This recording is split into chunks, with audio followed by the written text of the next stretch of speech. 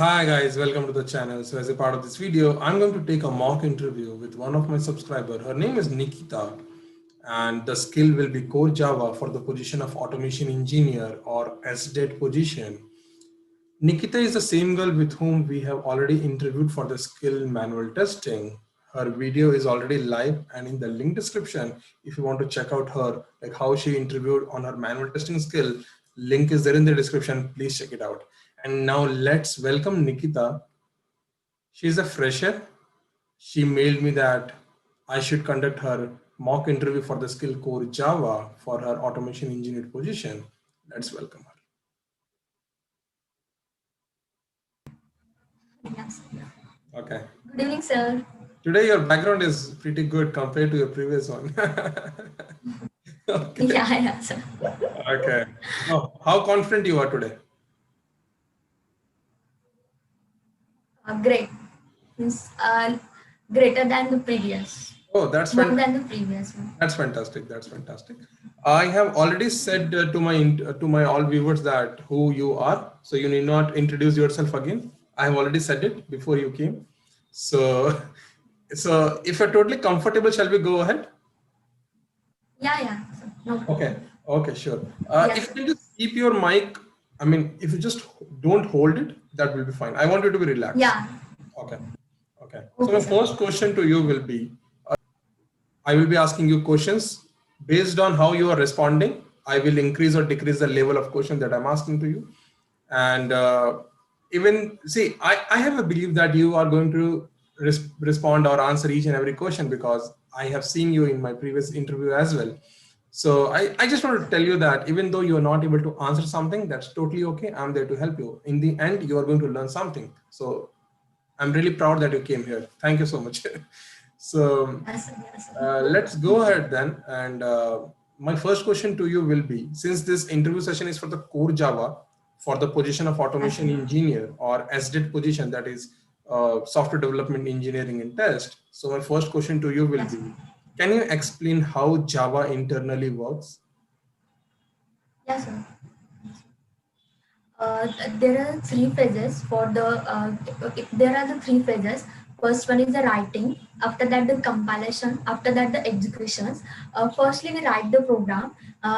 When we write the program, then we compile the program and save the. After compilation, this file is executed with the help of the extension that is dot Java or the that we save the file name. After that, the executions is happen and the programs will execute it. Okay. Can you talk about compilation and interpretation a little bit about it? Yes, sir. Uh, in compilation there is a command like a Java C. Using Java C, we compile the program. Uh, and the JVM is a one that execute the program, and JVM require a environment to execute the files, and this environment is nothing but the JRE, Java Runtime Environment.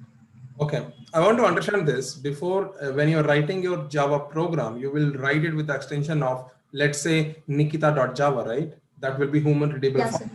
And then the first step Yes, will sir. be compilation. I want to understand, once your compilation step is done, your .java file will get converted to what? .java file is converted to the exe file, that is .exe. No, it is getting converted to .class file. I mean, that's okay. Yes, sir. Yes, sir. Okay. You are Yes, able sir. to remember now? .class file. Yeah. Okay, okay, no issue, no issue. See, .class. so after my dot class file is there, that is called as intermediate class. And so once after this is the result of your compilation, and the next step is your interpretation. Am I right?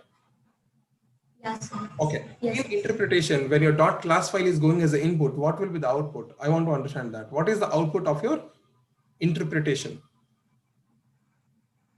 Yes, sir. In the interpretation means this dot class file is converted into the binary code, so that the compiler understand the input which are given to the computer. That's great. That's great. And finally, that binary output that you said me, right? That will be given as an input to the operating system, and operating system will finally give you the output. So absolutely correct. That's fine. That's totally fine. And this question have ever come to your mind that why compilation and interpretation we are doing? Why any program that you write in Java has to go from these two phases, that is compilation and interpretation? Any idea? Um, Sir, basic means not in detail, but as a study. Firstly, when we write the program, suppose we write the program in the Edit Plus or any other application, and this and when we compile it, JVM internally JVM has to come should to come in which language, means in which language the code is written, and the machine language, we have to convert this human language into the machine level language. Hence this is required, that is compilation and the execution is required in a programming language. Oh, that's great. That's great. That's perfectly fine answer. I want to understand now, when you can say any language is a oops language. Can you talk about it? Oops language. When can you say any language as a oops language? When means language which is supposed the OOPS concept, like is object oriented programming language. Means it should follow the concepts of the OOPS, Okay, what are those? and it should be platform independent. Okay, but what are those oops concepts that you can say that this language that I have selected is a oops language? What are those? Can you name some? Yeah, so means inheritance. Is it right, sir? Yeah, absolutely. Inheritance, polymorphism, abstraction, and encapsulation are the main four pillars of the OOPS concept. Okay, but you can, that's perfectly fine answer, but you can say any language is a oops language when any language is possessing or it has the characteristics of your class, object, abstraction, polymorphism, inheritance, or encapsulation, all these three, all these six. I mean, any language is, if it is possessing these characters, then you can say that any language is a oops language. That's perfectly fine. Whatever you have said, those. Java, sir. Yeah. So we know that Java is a oops. Java is a oops. So the reason it is a oops language today, because it has the characteristic of your class, it has the characteristics of your whatever the 6 points that I said you. Yes. Okay, fine. Do you know the reason why C language is not a oops language? Because C is not supported this OOPS concepts, like it is not 100% object oriented programming language, and C language, it is a platform dependent language. Okay. And it is not possesses the characteristics of the OOPS concepts. Yeah, that's perfectly fine. But yeah, that's perfectly fine. If you have to give a perfect answer, you can say that, because C language does not support inheritance, and that's the reason your C language is not a oops language. No problem. I'm perfectly fine answer. I'm going to show you a program now. Just let me know if my screen is visible to you. Yes, sir. Is it visible? Yes, sir. Yes. Okay. I want you to tell me, here I have written two variables, that is A and B. I want you to tell me Yes, which sir. is my global variable and which is my uh, local variable. Yes, sir. Actually, A is a non-static variable and B is a local variable. You mean A is a global variable, is it? Yes, non-static variable. Okay, got it. That's perfectly fine answer. My next question to you is, the program that I've written, you are able to see it, right? Shall I write it? Yeah. I mean, are you able to see it clearly? Yes, sir. Yeah. Okay. I want, can you see when I'm printing a value, I'm getting some error. Can you think of what may be the issue here? Yeah, sir. Actually, this A is a non-static variable and here you print the A in the static area. Suppose we print the non-static variable in the static area, we have to create an object so that we can print the A value within the static area. Okay. We have Yeah. to create where the objects. Yeah, that's perfectly fine answer. That means I can say that you have a knowledge of Java, and that's really good to hear. That's really good to hear. So this is what you were telling, right? Yeah, sir. Yeah. Okay, that's perfect answer. That's perfect answer. That's perfect answer. I want to understand from you. Uh, can you name some keywords to me in Java and let me know where it is actually used? Yeah, sir. I don't know Uh, the history uh, of those keywords. I don't know the history of those keywords, but I just want you to tell me, like, just 2 lines or 1 line. Yes, sir. Actually, in Java, there are around something 50 keywords. Uh, 50 keywords, suppose this keyword, super keyword, again import keyword, and the import keyword, abstract keyword, package keyword, and uh, there is also lots of keyword like this. Okay, fine. Just tell me one thing. You know that you have data types in Java, right? You have multiple data types in Java. Yeah. Those data types, the name of those data types, does it come under your Java keyword or not? Data types means int, byte. This is data types. Yes. This is not keywords. Okay, see, I will tell you something. See, in Java, whatever term you use it, right? Whatever, see, in keyword are nothing but it's a predefined word which has some meaning. So in Java, you will be using something, right? Class, then class name. So your class is Yeah. always fixed, right? But class name is not fixed. Yeah. Class name is based on you. You can give Nikita, you can give MKT, you can give universe, you can give Obama, you can give anything. But class is something that is fixed, right? So keyword is Yes, sir. in Java, keyword are nothing but it's a predefined word which has its own meaning. So you know that in Java we have multiple data types. That is, it might be int, long, float, double, char, boolean, byte, short, anything, right? So these all comes Yeah. under your keywords. I mean, these terms that I said you just now, these data types, these all are keywords. I mean, see, Okay, you sir. remember this whole 50 keywords, right? That time you will get to know wherein all these keywords are getting used. So see, in Java, whatever term you are using, right? I mean, if I have to use the correct word, I will say if you are whatever the keyword that you are using, that is nothing but, I mean, you are using class, right? So that class is nothing but a keyword. You're using data types, that is nothing but your keywords. Whatever you're using, you're using static, as I said you in the program that I showed you on my screen, that is nothing but your keyword. So that's fine. Okay, Okay, sir. let's move Thank to you. the next question. I want to understand, can when you write a program, main method will be public static void main, right? I want to understand the meaning of this. What is the meaning of this? Public static void main. Okay, sir. Public is an access specifier. Static is an access modifier, and void is a return type, and main is a method, and string argument is a arguments. Okay. Okay. Yeah, that's fine. That's fine. That's fine. Can you give me some example of code optimization?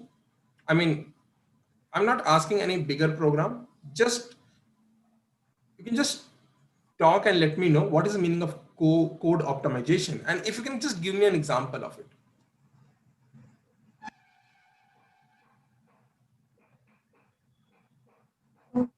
Optimization.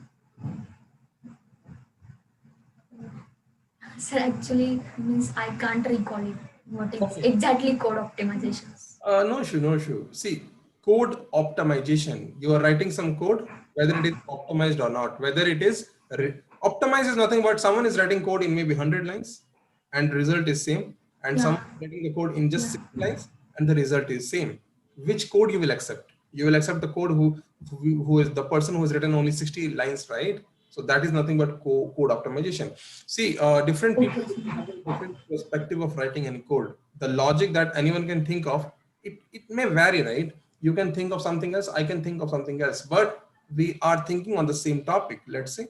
So maybe I told you to write some program. You can write that program maybe in 20 lines, but the same thing I can write it maybe in just 80 lines. Maybe I will write the same program, same logic I will write, but I will write in 80 days, 80 lines. But the same program Nikita have written in just 20 lines. So this is nothing but code optimization. In code optimization is you understood, right? Yeah, sir. Yeah, understand. Yeah. Okay. So if I have Yeah. okay, if I have to give you example, some person will write a code like int a equals to 10, like they will initialize and they will declare the variable there itself, and some people will write int a and the next line they will write a equals to 20, right? There is a difference in both the things, right? Someone is writing Yeah, sir. declaring and initializing in just a single line, and someone is using the two lines, Single. so that makes a difference. That's totally fine. So you heard about this topic, right? Code optimization, or you heard it for the first time today? Yeah, sir. Means this code optimization word heard is first time, but I know the concept behind it Got it, got it, got that you told. it, got it, got it. Nikita, I just want to understand, is it possible for you to share your screen with me? Uh, Late. I Sir, mean, I will try. see, there will be a button called as share screen. You just need to click on it and you just need to go to your notepad. That's all. If it is possible, well and good. Otherwise, no issues. Share screen. Okay, sir. Hmm. Okay, no sure. Let's move to the next question then. Have you heard about this function called as, if I give you a string, let's say my string is string s1 equals to Nikita. Let's say Nikita. It will be in small letters, let's say small letters Nikita. And then I have a function called as to uppercase. I have a function called as to uppercase. Have you heard about this concept before? Yes, sir. Okay. Yes, sir. Yes, Can you yes. tell me a little bit about it? Yes, sir. Actually, this concept comes in the string classes. Means suppose we have to suppose we have to convert this lowercase to the uppercase. There are a method present in the java.lang packages this uppercase. So we convert this lowercase into the uppercase like s1 dot uppercase and we pass this string. Yeah, that's So perfect. this Nikita converted to the uppercase. Yeah, yeah, that's perfect. Absolutely, absolutely. Let's move to the next question then. I want to understand from you. Can you tell me what is the return type of any constructor? Uh, Actually, constructor cannot have a return type. Okay. Why? Uh, Can you give me example of any constructor, how it looks like? yes, sir. Constructor names should be same as a class name. Suppose there is a class name class Nikita. The constructor should be the Nikita and the bracket. And the this constructor can accept the arguments but cannot have a return type. Means this accept the arguments like data type, that is integer or float or characters. Okay. And your constructor is static or non-static? A non-static source. Okay. Then to call a constructor, how you will call it? uh, Calling the constructor within the same class is done by using the this statement. By using this statement, you used to call the we can call the constructor within another constructor, and this statement should be the first line in the constructor. No, no, I'm not asking that. That's perfectly fine. You are telling. I'm asking, suppose you have a main method and you have multiple constructors. So I'm asking, how will you call those multiple constructors in your main method? By creating object. Okay, okay, yeah, that's perfect answer. And whatever you said before, right, that constructor does not return any value, that was absolutely correct answer. Okay, let's move to the next question then. I want to understand from you, there is a concept of inheritance, right? To inherit the properties of one Yes, sir. class into another class, we use some keyword. What is that keyword called as? Uh, extend keyword, sir. Okay, okay. Uh, can you talk something about inheritance to me? Yes, sir. Basically, inheritance means process of acquiring the properties from one class to the another class. It's called as a inheritance. For inheritance, the two class should be in the relationship. For a relationship between the two classes, we use the extend keyword so that so that there is a automatically reusability of the code. By using extend keyword, we acquire the properties of the subclass to the superclass. Suppose there is a class A and the class B, and we use the class B extends class A. Now the method or the variable inside the class A is inherited in the class B. Okay, That's it, sir. okay. Mm, yeah, that's fine. Can you tell me the types of inheritance that you have? Yes, sir. This- First is a single level inheritance. So after that, the multi-level inheritance, hierarchical inheritance, and multiple inheritance, and the last one is a hybrid inheritance. Okay. Do you want to talk about something about multiple inheritance? Yeah, sir. In multiple inheritance, there are the multiple child and multiple parent and one child, and this child is inherited from the multiple parent. In this case, JVM is confused. What value should be printed? What value should be printed so that the multiple inheritance is not supported by the Java. By Java? Means support what, sir? Okay, I mean, it's not Java, but I think you're trying to tell that multiple inheritance is not possible through classes. Yeah, yes, yes, yes. Okay, okay. Yes. Actually, interfaces is supported by multiple inheritance. Yeah, that's fine. That's fine. You just need to make sure that it is not possible through classes, but it can be achieved through interface. You're aware of it. Interfaces, yeah. Okay, Yeah, yeah, yeah. that's fine. I want to understand from you. Let's say that I write a method overloading program, and I just ask you, can my method overload in my method overloading program? So you know that in method overloading, I'm not asking you what is method overloading, but I'm just telling you that in method overloading there will be multiple methods, but variation in the Yeah, argument. sir. You're aware of this, right? So I want to Yes, sir, understand yes. that those multiple methods, can it be static or non-static, or it can be only static, or it can be only non-static? What is the answer? Uh, these methods are non-static methods. Mm, no. See, I'll tell you something. See, we are talking about the topic of method overloading. Overloading. So, Yes. can you talk about it first? Then I will tell you. Yes, sir. Overloading means there are more than one method with same method name and same number of the arguments. Also, same method name but different number of the arguments. Yeah, that's fine. So what I was telling is when you have multiple methods but variation in the argument list, right? So as the name suggests, it's a method overloading. That means you are So, having a multiple methods, and you know that, right? Methods can be your static and non-static. See, we are not dealing with constructor now. You know that constructors are okay. always non-static, right? But Yeah. we are dealing with method Methods. method overloading. Overload. Method overloading, it can have multiple methods with the same name but variation in the argument list.